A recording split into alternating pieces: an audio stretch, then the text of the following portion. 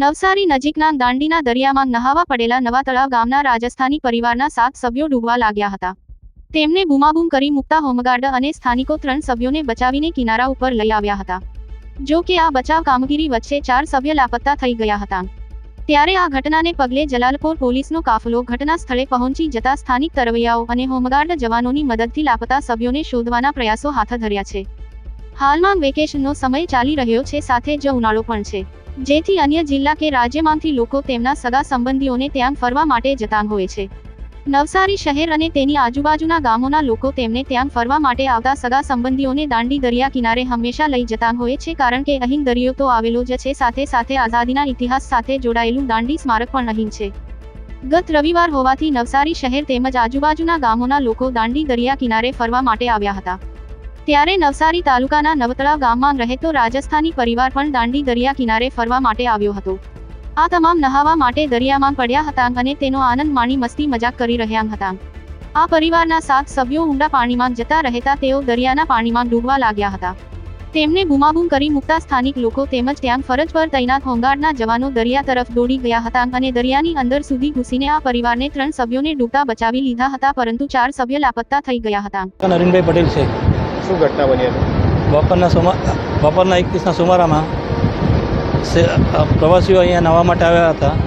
એ અરસામાં 10 જણા પાણીના પ્રવાહ ભરતી ચાલુ થઈ અચાનક એના પાણીના પ્રવાહમાં ઘસડાતા હતા. એ જોઈને અમે દોડ્યા, એને પછી અમે લાઈફ રિંગ અને લાઈફ જેકેટ લઈને દોડ્યા. એમાંથી અમે 3 જણાનો જીવ બચાવ્યો અને બીજા 4 જણાને દરિયાના પાણીમાં ગરક થઈ ગયા. કોને કોને જાણ કરવામાં આવ્યો તેને કોણ કોણ હતું?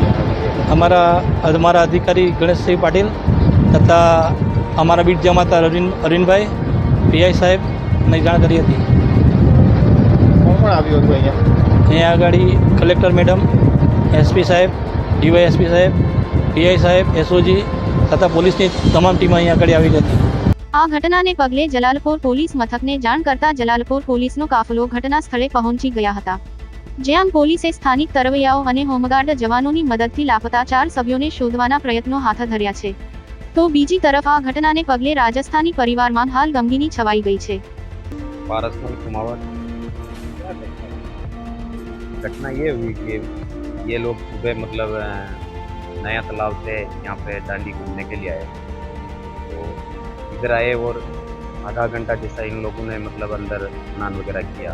फिर पानी में ज़्यादा चढ़ाई करने की वजह से गोपाल सिंह रावना राजपूत के दोनों बच्चे और उनकी वाइफ और उनके साडू भाई की लड़की ये प्यारी पानी ने अंदर खींच लिया.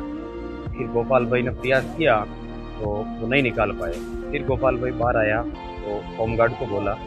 उन लोगों ने भी प्रयास किया पर अभी तक उनका कोई पता नहीं.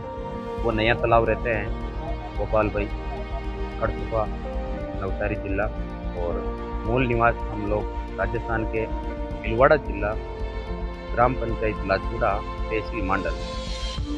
જલાલપોર તાલુકાના દાંડી ગામે દાંડી દરિયા કિનારે નવસારી તાલુકાના નવાતળાવ ગામના રાજસ્થાની પરિવારના સભ્યો રાજસ્થાનથી આવેલા મહેમાનોને લઈને ફરવા આવ્યા હતા.